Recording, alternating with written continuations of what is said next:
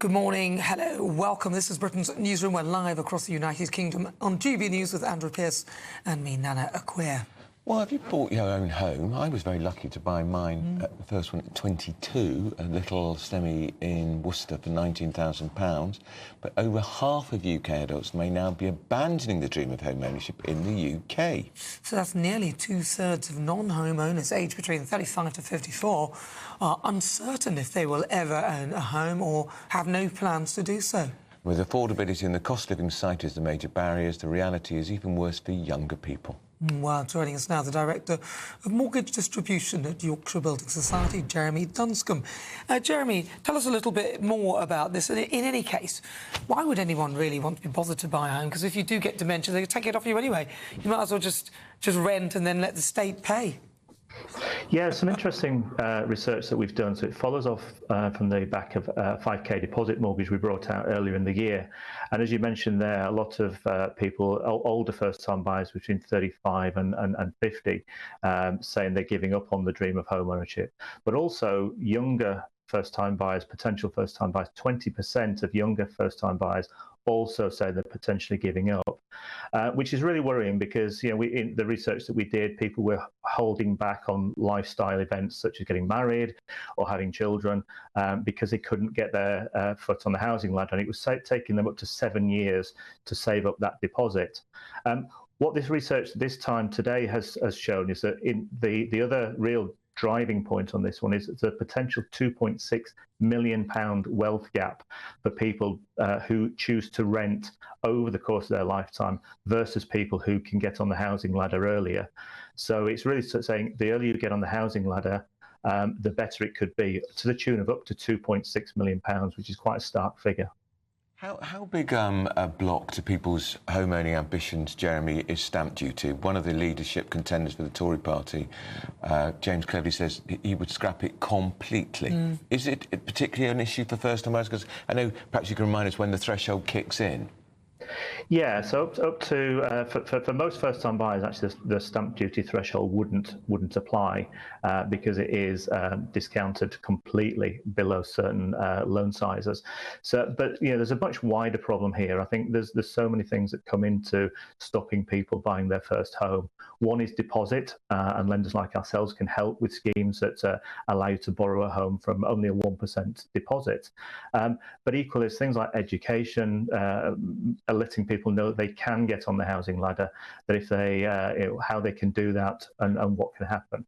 But also, you know, there are challenges, particularly around things like affordability, but also not building enough homes. You know, it's one of the biggest challenges at the moment is there are just not enough homes and house prices continue to go up. So there's a number of factors, but first-time buyers, probably stamp duty not one of the biggest ones. What are lenders like yourselves doing to make it easier for people who are younger to get on and get those loans? Yeah, so I'd say we have a product which is called our £5,000 deposit mortgage. Literally, it does what it says on the tin.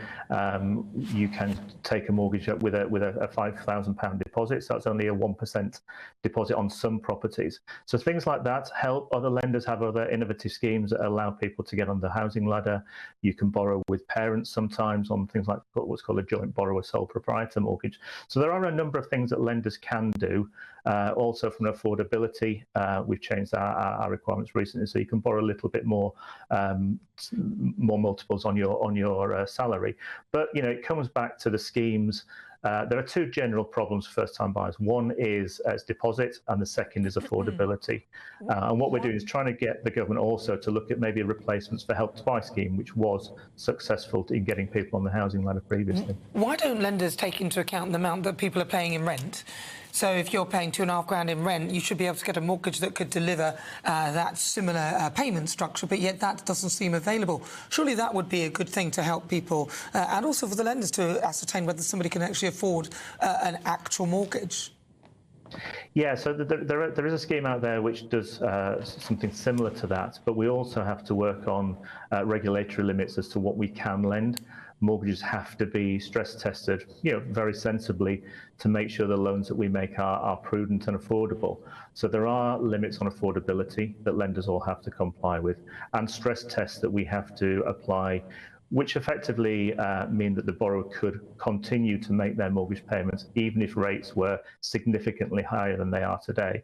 And that's prudent, but what we're also maybe suggesting to the government is that they could look at those stress test rates and possibly look to reduce those to give lenders the opportunity to lend more money. Because currently, I say a lot of this is regulatory. We have limits on what we're allowed to lend. Is the worry, Jeremy, because when it was drummed into me by my parents. I was brought up in a council house, but it was drummed into me and my siblings by my parents. Get a deposit, buy your own home. It was almost a crusade for us. And the zeal in that appears to have gone, because I think so many people now just think it's unrealistic and they've just given up on it. And I think that's part of the concern that comes out of this research. You know, if people are giving up on the dream of home ownership, our previous research said people did still want to, but they felt they couldn't. So I think that is a concern, and people, you know, not wanting to go through with life events because they're not sure where they're going to be living in 6 or 12 months' time. And I think this research maybe gives an opportunity for people to revisit that and understand the long-term benefit of buying a home compared to possibly renting. And there are, you know, quite sensible reasons why people choose to rent.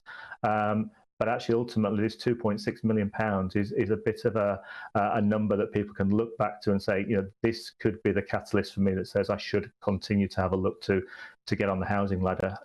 It's also a benefit for, you know, for the country as a whole, for the UK economy, because what we don't want to be doing is supporting people in retirement, in rented accommodation, and, you know, having a property, having equity, having something that will support your lifestyle in retirement is also good for the UK, in addition to for the customer themselves. And also very good for the building societies and banks. You want to keep people taking out those mortgages. Jeremy, thank you very much. That's Jeremy Dunscombe. He's there from the Yorkshire Building Society.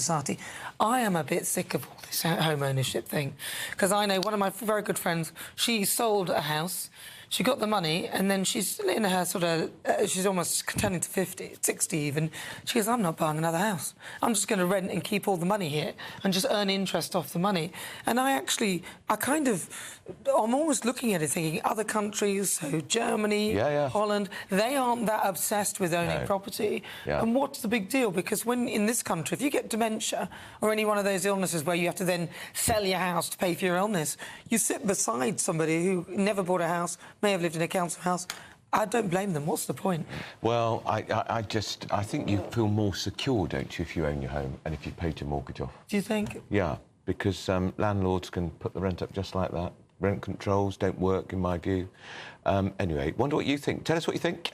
And are you one of those 35-year-olds who's given up? Up next, we're going to go back to our wonderful panel, Nigel Nelson and Piers Pottinger, for round 2 of their latest diverse views. Exactly. This is Britain's Newsroom on GBNews.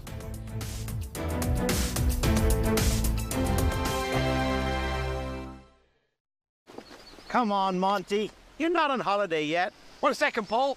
I've just sorted my travel insurance with Stayshore. They're the UK's most trusted travel insurance specialists. But can they improve your swing? Well, Woozy, they've got over 300,000 five-star reviews on Trustpilot. So you never know. Gonna take a lot more than that, Monty. Stayshore have covered over 12 million people, including those with pre-existing medical conditions. With cover from just £15, you can travel like a legend with Stayshore. Put the shore in your travel insurance. Call or go online. From big events to intimate dining, choose the award-winning boutique hotel and events venue, the Thomas Paine Hotel. Enjoy delicious